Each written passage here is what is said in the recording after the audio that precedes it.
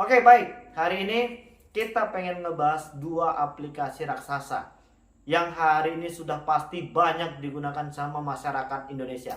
Oke, hari ini kita pengen ngebahas aplikasi Akulaku dan Kredivo yang katanya sudah tidak lagi terdaftar di daftar pinjol legal OJK terbaru.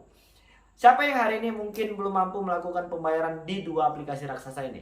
Dan bagaimana pengalaman kalian ketika langsung bertemu dengan debt collector lapangan di dua aplikasi tersebut? Jadi kita pengen ngejelasin ya, supaya nanti jangan ada lagi yang salah paham. Jangan lagi ada yang berpikiran ke sana dan kemari.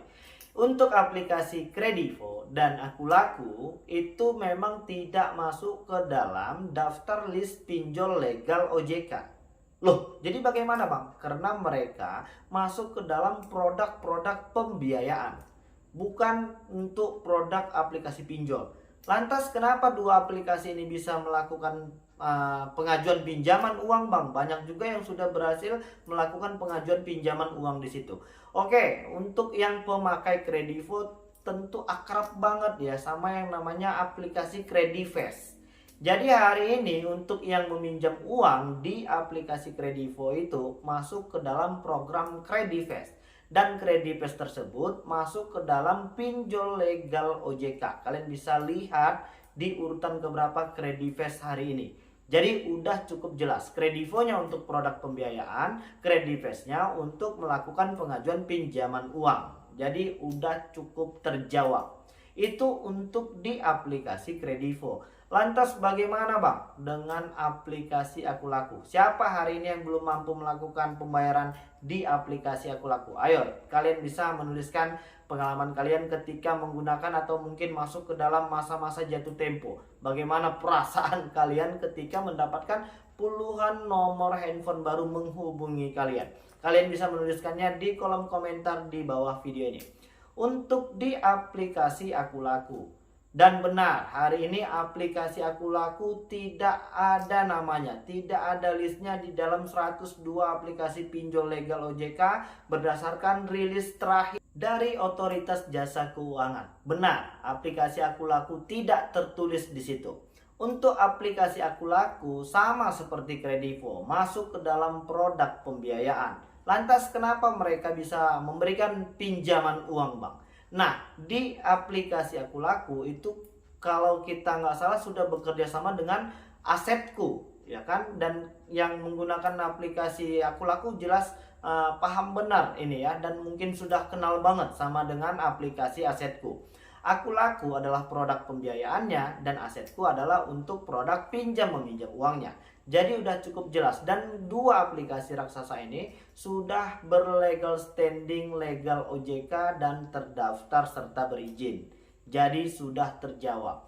Lantas bagaimana Bang? Apakah dua aplikasi ini memiliki debt collector lapangan? Jawabannya iya, tapi tidak untuk di semua wilayah kerja Republik Indonesia. Masih hanya untuk di kota-kota besar saja, ya kan? Jadi kalian gak perlu panik lagi. Kalau seandainya kalian tinggal di gunung, di laut, di daratan, dan di segala macam, dan jauh dari perkotaan, berkemungkinan besar belum memiliki debt collector lapangan, ya kan? Jadi kalian masih punya kesempatan untuk bisa mengumpulkan uang lalu membayar semua hutang-hutang. Yang jelas hari ini kalian tidak perlu panik berlebihan, dan berhentilah gali lubang tutup lubang. Lantas bagaimana Bang bisa menghadapi ini dengan baik dan benar, dan tidak salah lagi melangkah dan memilih solusi terkait tentang hutang di dua aplikasi ini? Kalian hanya perlu bersabar dan bisa melewati semua proses yang hari ini sedang kita jalani. Yang jelas jangan lagi gali lubang tutup lubang. Itu pesan terpenting hari ini, supaya kalian nggak tambah pusing. Hari ini terkait tentang biaya denda dan bunga serta mungkin teror, intimidasi, atau mungkin penagihan-penagihan yang mungkin sudah membuat kalian pusing tujuh keliling. Kalian gak usah lagi memikirkan itu. Fokuslah untuk kehidupan pribadi, keluarga, dan pekerjaan kalian, supaya nanti hasilnya baik. Kalau hari ini kalian terus-terusan memelihara pemikiran yang negatif, maka semua yang akan kita kerjakan pun nanti hasilnya akan negatif. Jadi segala sesuatu yang hari ini menjadi sebuah masalah, kuncinya ada di dalam pikiran kalian. Kalau pikiran kalian itu bisa jernih dan kalian tidak melakukan tindakan negatif apapun, maka insya Allah pasti ada solusi terbaik ya kan, untuk semua masalah yang hari ini sedang kita hadapi. Jadi intinya kita memang harus memperbaiki pemikiran kita terlebih dahulu, ya kan? Jadi jangan mikir yang aneh-aneh dan jangan lagi membiarkan diri kalian itu terpuruk dengan pemikiran yang negatif. Dan untuk yang mungkin hari ini belum mampu membayar, ya kan, lalu kalian minjol lagi di aplikasi yang lain, nanti kalian tambah pusing. Hitung-hitungannya sudah pasti tambah rugi. Kenapa seperti itu? Karena setiap aplikasi yang kita gunakan hari ini sudah pasti ada biaya-biaya tambahannya. Sudah pasti akan ada denda dan bunganya kalau kalian telat dalam melakukan pembayaran. Dan yang pastinya akan bertambah banyak pesan-pesan baru yang masuk ke handphone kalian, yang ketika kalian baca akan pasti menambah beban pikiran kalian. Jadi udahlah, stoplah untuk membuat diri kita semakin sulit dengan pemikiran-pemikiran kita sendiri. Jadi Bang, apa yang harus dilakukan ketika kita memang belum mampu melakukan pembayaran? Yang nggak ada, kalian hanya butuh waktu dan proses hari ini. Terkait tentang jumlahnya yang mungkin kalian anggap banyak, itu karena hari ini kita belum punya uang. Jadi bagaimana? Kita harus menjadi orang kaya. Kita harus bisa terbebas dari segala macam godaan produk-produk pembiayaan. Hari ini banyak ibu-ibu yang tergoda menggunakan pay letter misalnya, dan hampir di setiap aplikasi yang hari ini sedang kita pakai ada tuh aplikasi pay letternya, ya kan?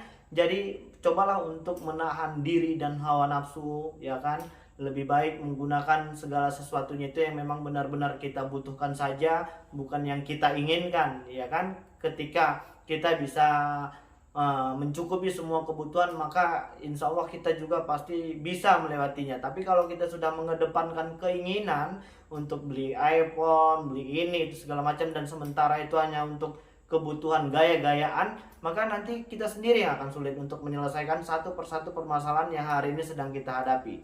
Jadi cobalah untuk mengintip peluang apa yang hari ini mungkin bisa mendatangkan uang, ya kan, menambah cuan, supaya kita bisa membayar sedikit demi sedikit hutang yang hari ini sudah langsung mengejar-ngejar kita.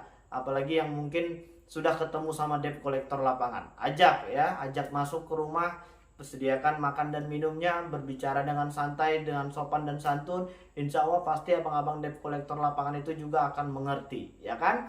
Oke. Jadi mungkin itu dulu yang bisa aku sampaikan, dan mudah-mudahan video ini bisa memberikan sedikit pengetahuan dan wawasan. Yang penting kalian nggak perlu panik lagi, jalani segala sesuatunya dengan baik dan tidak melakukan tindakan negatif apapun. Dan mudah-mudahan video ini bisalah ya membakar kembali semangat kawan-kawan yang mungkin sedang padam, ya kan, supaya bisa segera terus berbenah dan menjadi pribadi yang lebih baik lagi. Mungkin itu dulu yang bisa aku sampaikan. Assalamualaikum warahmatullahi wabarakatuh.